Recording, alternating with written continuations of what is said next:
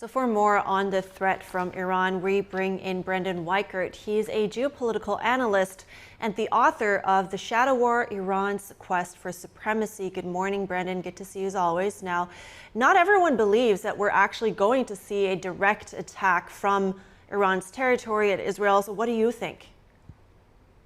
Well, I think that right now it could go either way. And I think what's going to be the key determinant is how weak or disconnected the American signals of support for Israel are. If Iran thinks that the U.S. under Biden does not have Israel's back, and it looks like, despite our rhetoric, we might not, then the Iranians will feel that it's okay to strike very hard, along with Hezbollah, against Israel, which could happen in the next 72 hours.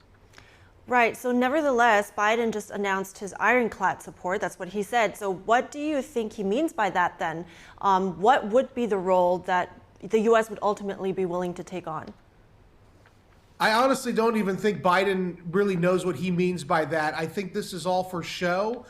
We know that immediately after the Israeli attack on the Iranian consulate in Syria, the Iranians beat their chests at the Israelis, but then quietly called the White House and begged Biden to please help them get Israel off their back. And immediately thereafter, the Biden administration began publicly chastising Israel, telling them to start drawing down the war. The Israelis have been drawing down their forces in Gaza, and yet the threats are still coming in from Iran. So that should tell your audience that the Iranians are probably going to do something because they don't think the Biden administration's support for Israel is really that ironclad. I see. So it doesn't sound like that message of deterrence really translates to Iran, is what you mean. So some analysts have said that Iran wants to save face. So what would that mean to Iran? How would they achieve that? Well, if they want to just save face, no matter what, I think we're going to see some kind of hostile action, either from Iran, the Houthis, or Hezbollah. The question is the severity. Now, the intelligence community in the U.S. is saying that it's going to be a massive missile fusillade. If that's the case, I don't know how the Israelis are just going to sit there and take it. They're going to strike back, especially if it's the kind of missile attack that the Iranians are talking about. And we could even see this thing escalate very quickly. It could even go nuclear if things get really dicey. And we also have to remember that there are many Iranian agents operating in Europe and the United States undercover, and they may very well be preparing to do terrorist attacks if Tehran decides to actually attack Israel in the way U.S. intelligence fears.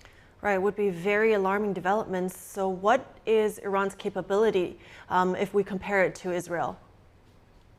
Well, the Iranians have a very advanced missile, precision-guided long-range missile capability, not just themselves, but they've given that capability to Hezbollah. We've seen also the Houthis with drones and long-range missiles. The Iranians, through their proxies, have the ability to encircle Israel with these missiles and drones and conduct really, really devastating attacks. There is even some concern that Hezbollah is planning to detonate the ammonium nitrate storage tanks in the port of Haifa, which would simulate a dirty bomb at blast, and that could basically knock out the port of Haifa as an economic hub for decades, which would be debilitating to Israel's economy. And we know that Hezbollah and Iran have planned to conduct missile attacks on critical Israeli infrastructure, as well as cyber attacks, to basically drive the economy down in Israel and basically terrorize the civilians of Israel even more.